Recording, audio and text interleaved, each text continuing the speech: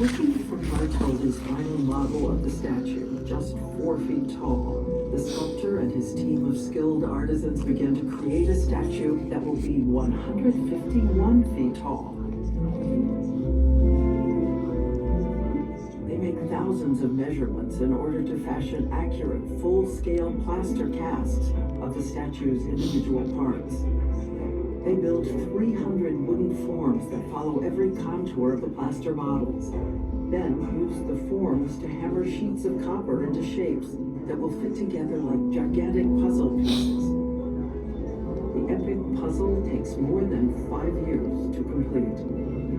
Bartholdi stokes public enthusiasm with showings of work in progress in the United States and Paris. He sells tickets for tours of his workshops.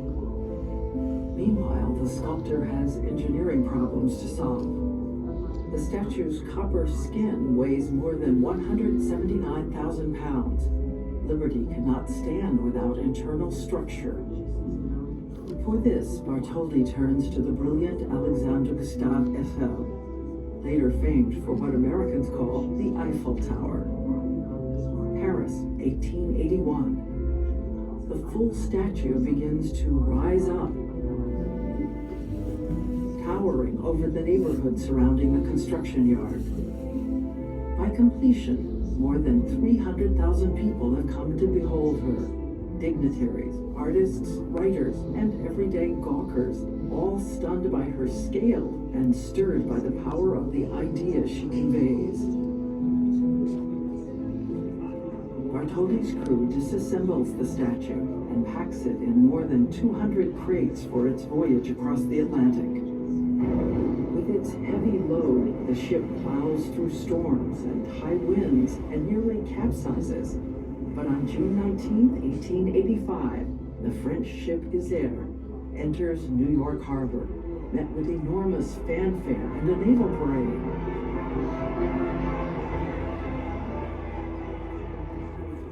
Over the next year, atop the new pedestal on Bedloe's Island, the statue rises again, now to an astounding 305.5 feet, from the ground to the top of her torch. October 28, 1886, America formally dedicates the Statue of Liberty.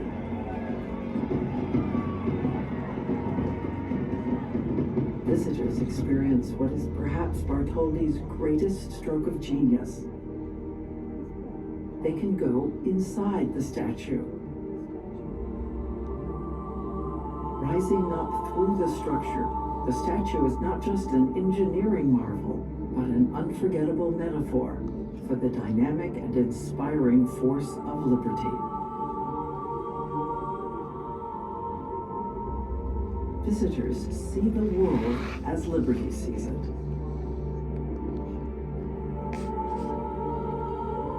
The statue lifts a torch of hope, lighting the way to possibility, to the promise of liberty and justice for all.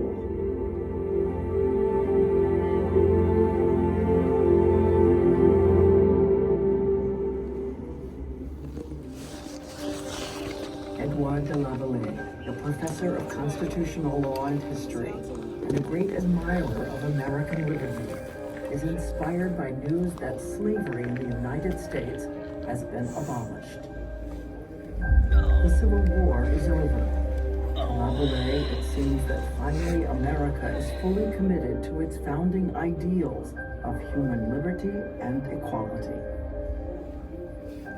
Nearly a century earlier, France had been a crucial ally in America's war for independence, a war for the cause of liberty. He imagines a monument, a gift from the French people to commemorate that alliance and to celebrate America's progress toward liberty for all. With the fall of their own republic, the cause of liberty is faltering in France. Lavallee hopes this gift will rouse a new call for democracy there. He shares his idea with a small group of colleagues and friends. Among Lavallee's most enthusiastic supporters is Frédéric Auguste Bartholdi, a talented Parisian sculptor. He is fascinated by the colossal monuments of antiquity and the powerful impact of using figures of immense scale to express enormous ideas.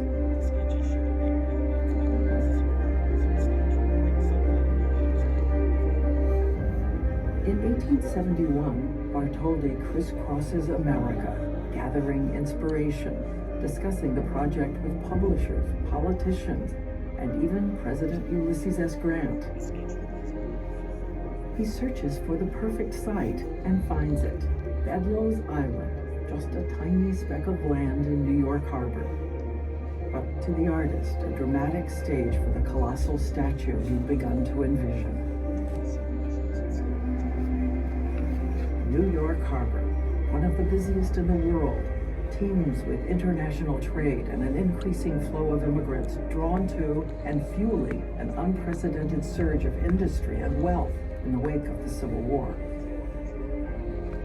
Every ship coming and going will pass the statue in the harbor. New York has become the very gateway to the New World and the freedom America has come to represent. Laboulaye sets the project in motion. Authorizing the president to designate and set apart the site of the colossal statue in the harbor of New York. He secures permission to place the statue on Bedloe's Island and launches a massive fundraising effort. His plan calls for the people of France to donate the statue. Americans will provide a grand pedestal for the statue on the chosen site. Bartholdi spends years on the design.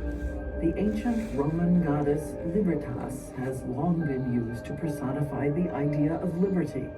But the idea of liberty is controversial in much of the world.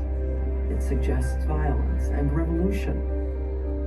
In the end, Bartholdi's vision transforms the goddess into a bearer of law and light.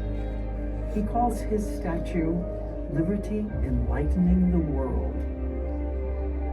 It is an immense idea, and in 1875 in Paris, Bartholdi begins to build an immense statue of the figure Liberty.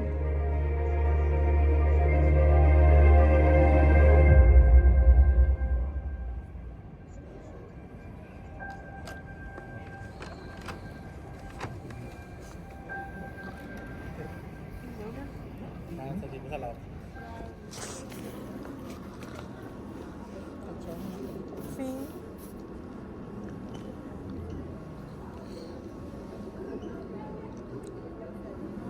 Con eso tenemos fuerzas.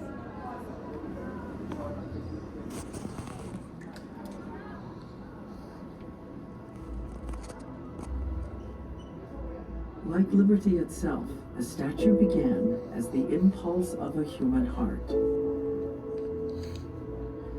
The Statue of Liberty is at once an emblem of America's highest ideals and the deep ironies of our history.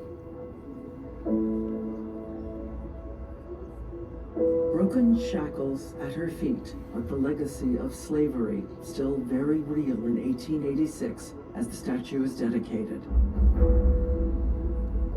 Human justice and equality guaranteed by the Constitution, but only a minority of Americans are allowed to vote. In the New York Harbor, she quickly becomes an icon for America and begins to gather layers of meaning as the United States rises to power and prominence in the world. Her light inspires hope in the hearts of millions of immigrants from everywhere on earth. She sees American troops off to war and welcomes them home. The ideals for which she stands resonate far beyond this harbor. She becomes an icon for something far beyond America. She stands for the ageless human yearning to live free. She stands for the belief that we are all born with the right to express the impulse of a human heart.